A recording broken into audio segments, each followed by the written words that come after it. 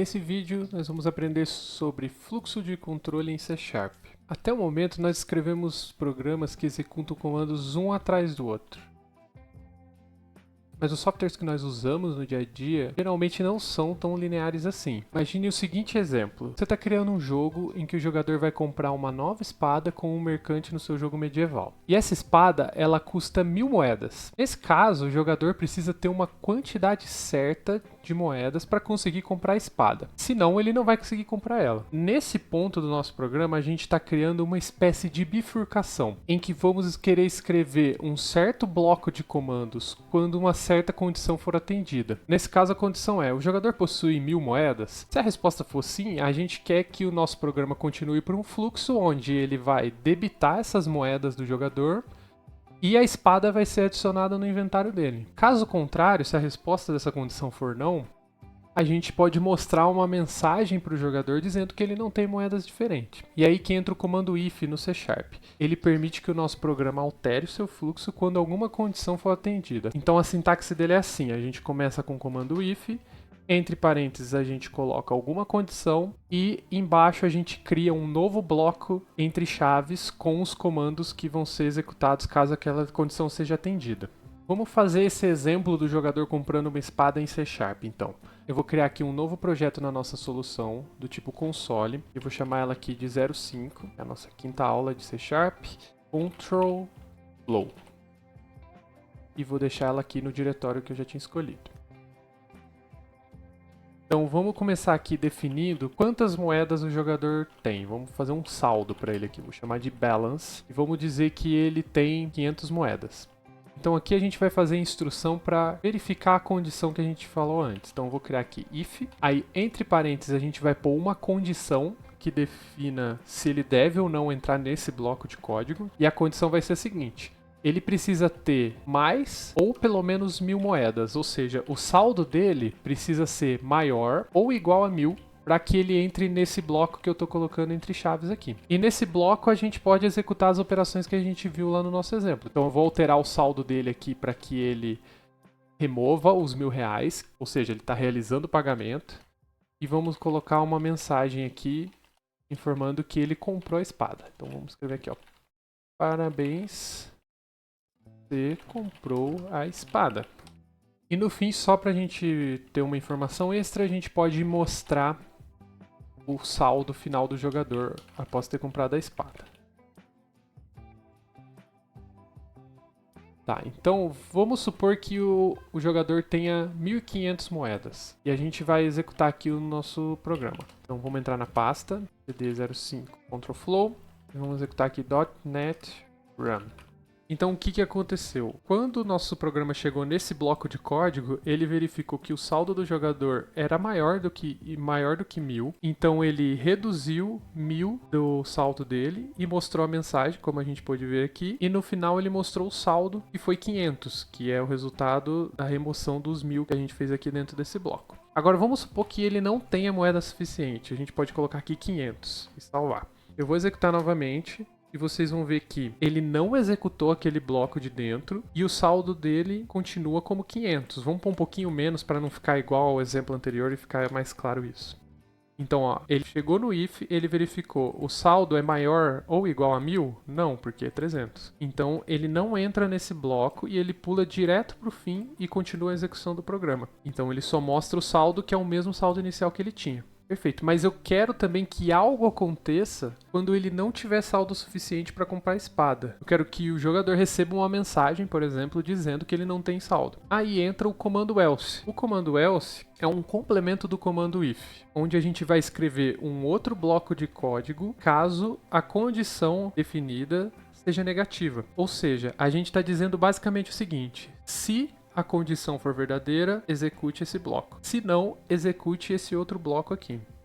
Vamos ver isso na prática, como que fica. Então agora a gente vai vir aqui no fim do bloco do if e vamos adicionar aqui um else, um se não. E a gente vai dizer aqui, ó, console.writeLine, e a gente vai dizer uma mensagem: você não tem moedas suficientes para comprar a espada. Então a gente pode executar aqui o nosso programa de novo. E como o nosso saldo inicial é 300, que é menor do que 1000, ele chega nessa condição, ele não passa por essa condição, então ele pula pro bloco else. E ele mostra, você não tem moedas suficientes para comprar essa espada. Se a gente altera esse valor para, por exemplo, 2.000, a gente pode ver que ele, na verdade, vai executar o outro bloco e o final, o saldo vai ser 1.000, porque ele deduziu aqui 1.000 dos 2.000 de saldo inicial que ele tinha.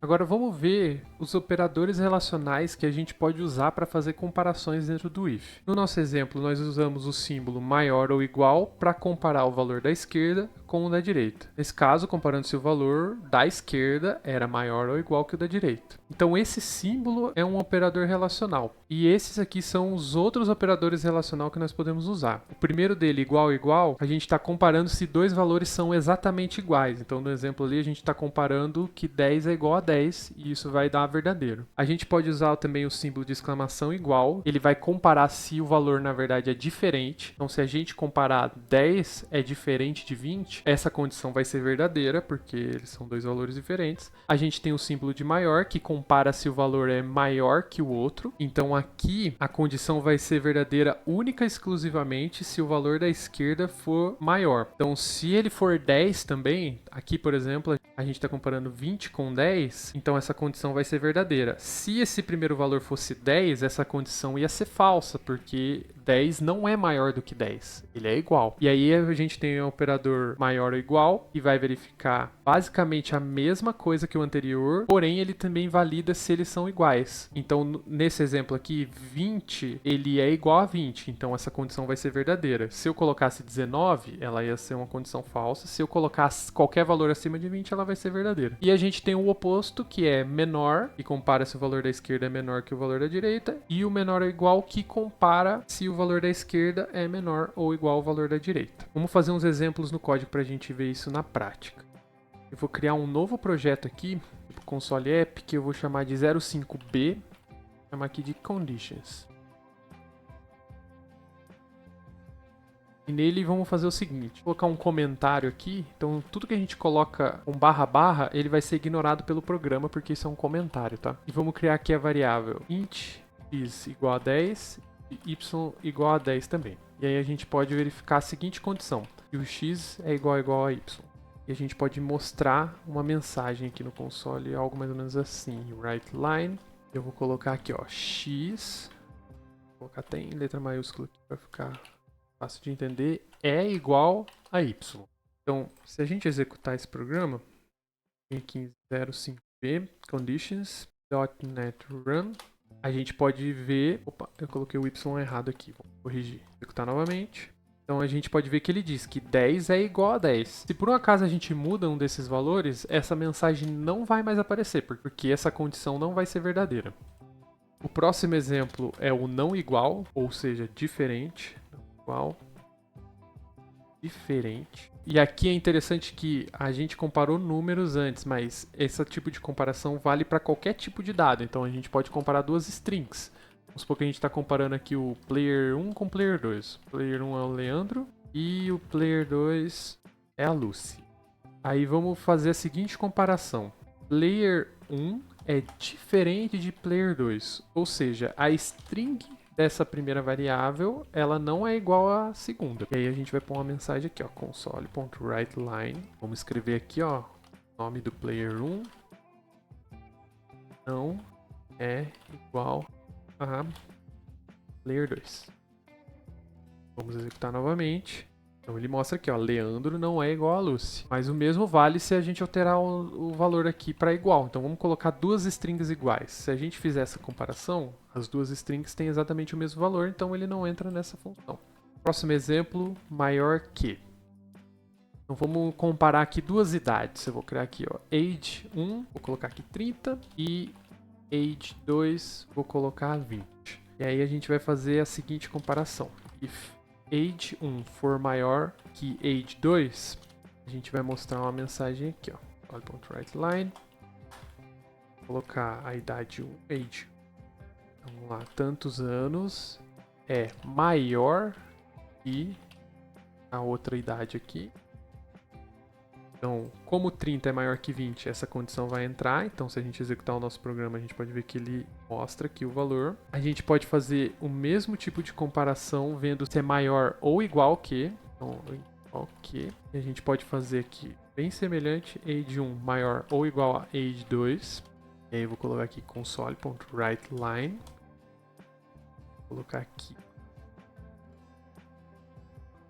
Então, tantos anos é maior ou igual a 2. Então, se a gente executar, a gente pode reparar que ele vai mostrar duas vezes. Ó, 30 anos é maior que 20 anos e 30 anos é maior ou igual a 20 anos. Agora, se a gente altera esse valor aqui para o seguinte, se as duas idades forem 30, o que vai acontecer? Ele só vai mostrar a mensagem da condição de baixo, porque quando a gente compara só maior, a gente não está comparando a igualdade deles. Então, eles são iguais, então o age 2 não é maior que o outro. Quando a gente compara o de baixo, a gente está comparando os dois, se é maior ou igual. Então, ele acaba mostrando aqui também. Vou voltar ele para 20 e a gente pode ver um exemplo ainda com idade de menor e menor que. Então, menor, então vou fazer uma condição aqui, ó. Age 1 é menor que age 2. Console.writeLine. E aí a gente vai escrever aqui tantos anos é menor que age 2. Então a gente pode fazer o teste aqui invertendo o valor. Vamos colocar 20 no primeiro e 30 no segundo. O que vai acontecer aqui é o seguinte. Ao invés de mostrar a mensagem maior ou maior ou igual, ele vai pular essas duas e ele vai mostrar só a menor, porque a primeira idade é menor do que a primeira. E a gente pode fazer a mesma condição para o menor ou igual que. E aí a gente faz condição bem parecida. Então, age 1 é menor ou igual que age 2. Colocamos aqui console.writeLine. Então, age 1, tantos anos é menor ou igual a age 2. Então, se a gente executar de novo, dessa vez ele vai mostrar as duas mensagens de menor, porque o valor da primeira variável é menor do que a anterior. E aquela mesma questão de igualdade vale aqui. Se a gente colocar os dois como 20, a primeira frase vai falhar e a segunda vai entrar. Então, podemos executar e ele só vai mostrar a última, que é anos é menor ou igual a 20. E com isso ele acaba caindo na outra, porque ele compara a igualdade. Então, a gente pode dizer também que o age 1 é maior ou igual a 20. E se a gente voltar com o valor anterior, a gente percebe que colocar 30 na primeira e 20 na segunda, a gente percebe que se a gente executar, ele volta a mostrar só as mensagens de maior e maior ou igual, porque ele chega na condição de menor e ela não é executada. Agora, antes da gente entrar no último tópico, eu quero mostrar uma coisa importante da gente ter em mente quando a gente está trabalhando com um if. Toda condição que a gente coloca entre parênteses vai resultar num valor do tipo boolean. O que isso quer dizer? Quer dizer que o que a gente coloca aqui, ele vai no fim virar true ou false. Ou seja, se a gente escrever uma condição assim, se a gente fizer if true e fizer alguma coisa aqui dentro, o meu programa sempre vai entrar nesse if, porque essa condição é verdadeira. E se a gente troca aqui para false, o meu programa nunca vai entrar nesse if. Então, quando a gente coloca algo como x é igual a y, é a mesma coisa que a gente fez como nas operações de soma, de subtração e multiplicação. Só que o resultado dessa operação é um resultado lógico, que vai ser um valor do tipo boolean. Inclusive, a gente pode colocar isso numa variável, se a gente quiser. Imagina que a gente queira fazer o seguinte, ó, bool condition igual a x igual a y. Esse igual que a gente está utilizando aqui é quase como aquela operação de soma que a gente fez. Só que o tipo de resultado que esse tipo de operador dá é um valor do tipo booleano. E a gente consegue armazenar isso numa variável e, consequentemente, utilizar isso dentro da nossa condição. Então, a gente pode usar essas variáveis como condições e, inclusive, colocar o bloco else também na mesma forma que a gente fez nos exemplos anteriores. E aqui tem outro ponto interessante. O condition já é um booleano, então a gente não precisa fazer uma comparação de igual a true, como a gente fez nos exemplos anteriores. Isso porque acaba sendo meio redundante. Se a gente fizer condition igual a true, basicamente o resultado disso vai ser um outro valor true. Como essa variável já é um booleano, a gente pode simplesmente colocar assim, condition, que vai funcionar. Então agora para a gente fechar esse assunto de fluxo de controle, nós vamos ver um último comando que é a combinação else if. Vão existir situações que nós vamos querer fazer várias comparações, ou seja, vários ifs. Por exemplo, imagina que nós temos um jogo em que o jogador vai receber um prêmio baseado no level dele. No nível 0, ele não recebe nada. No nível 1, ele vai ganhar uma skin personalizada. No nível 2, ele ganha uma armadura. No nível 3, ele ganha uma habilidade rara. E depois no nível 4, ele ganha um selo de autenticação raro. Então como que a gente poderia implementar isso? Vamos fazer um terceiro projeto aqui, tipo console. Eu vou chamar de 05C else if. Então vamos começar definindo o level dele. Vou começar aqui com o valor 1. E aí a gente vai fazer a primeira condição. Então, nível 0. Então, se o level for igual a 0, a gente mostra aqui console.writeLine e um prêmio, que ele não vai ganhar nada. Agora, como que a gente faz a outra condição? A gente pode entrar no else aqui, por exemplo, e aí dentro do else a gente teria que fazer uma outra condição. Vamos colocar aqui, nível 1, console.writeLine, você ganhou uma skin. Ok, agora a gente tem que fazer a outra. A gente vai pôr um outro else aqui e vamos fazer uma outra condição. Então, level igual a 2, console.writeLine, você ganhou uma armadura. E assim vai indo para todos os levels.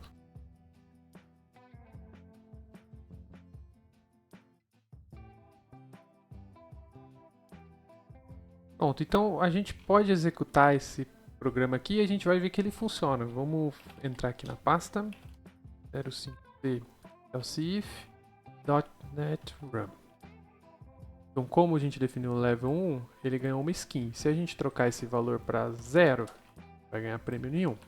Então, nenhum prêmio. Se a gente mudar para 3, vai ganhar o prêmio do nível 3, que era a habilidade rara. E assim vai indo. Então esse programa funciona, mas isso aqui já começa a ficar muito complicado para ler, porque olha o nível de alinhamento que a gente acaba criando aqui. A gente tem um monte de chaves, fica difícil entender o bloco else, a qual chave se refere. Isso acaba tendendo a ficar uma bagunça no nosso código depois. Mas existe uma forma da gente evitar esse tipo de alinhamento, que é com a instrução else if. A gente pode fazer da seguinte forma. A gente pode combinar o if de dentro desse else aqui numa única instrução. Então o comportamento vai ser exatamente o mesmo. A gente vai estar executando uma condição caso a condição do primeiro if seja falsa, mas a gente vai estar escrevendo isso de uma forma sucinta. Então a gente pode remover essa chave e logo na frente do else a gente já coloca o if e aí a gente executa o bloco aqui no mesmo nível que a gente tinha feito o anterior. E assim sucessivamente. Então a gente vem aqui com o else,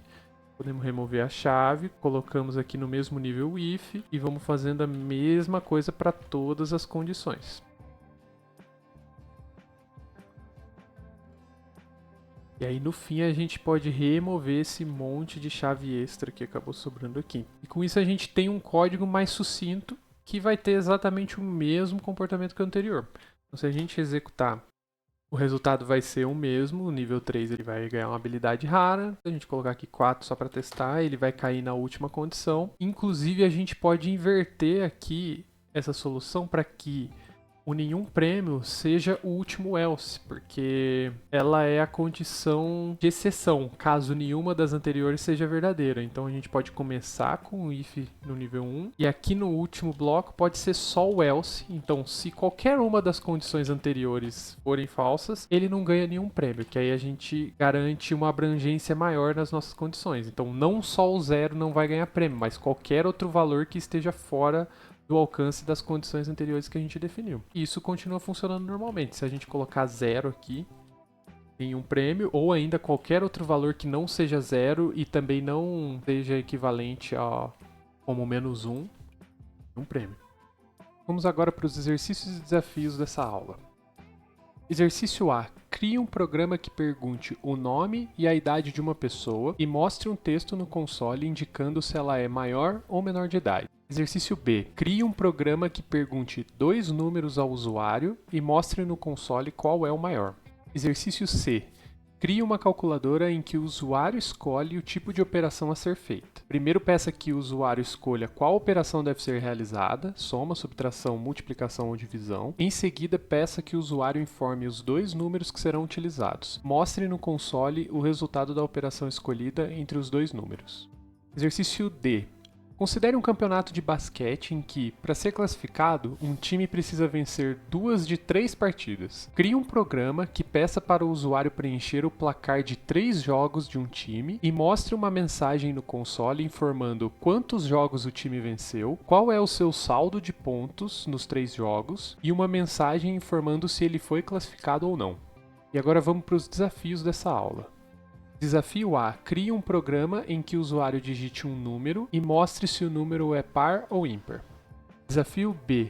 Crie um jogo texto no estilo visual novel em que o jogador interage com o personagem e deve escolher as respostas corretas para concluir um objetivo. Por exemplo, imagine que o jogador é um espião que deve convencer o segurança a deixá-lo passar por uma porta que ele não deveria ter acesso. Nesse caso, o segurança faz uma pergunta como: "Preciso de sua identificação, por favor." E algumas opções de ação são apresentadas para o jogador, como apresentar uma identificação falsa, ou responder "Você sabe com quem está falando?", golpear o segurança, ou ainda responder "Preciso falar com a senhorita San Diego." Utilize o comando console readline para aguardar a resposta do jogador e utilize o comando if para determinar se a opção escolhida pelo jogador é a correta. E aí seja criativo, crie situações e diálogos que vão deixar seu jogo interessante. E com isso a gente cobre a primeira parte sobre o assunto de fluxo de controle em C#. Mais pra frente a gente vai ver que existem outras formas de fluxo de controle além do comando if. Mas por esse vídeo eu vou ficando por aqui. Valeu!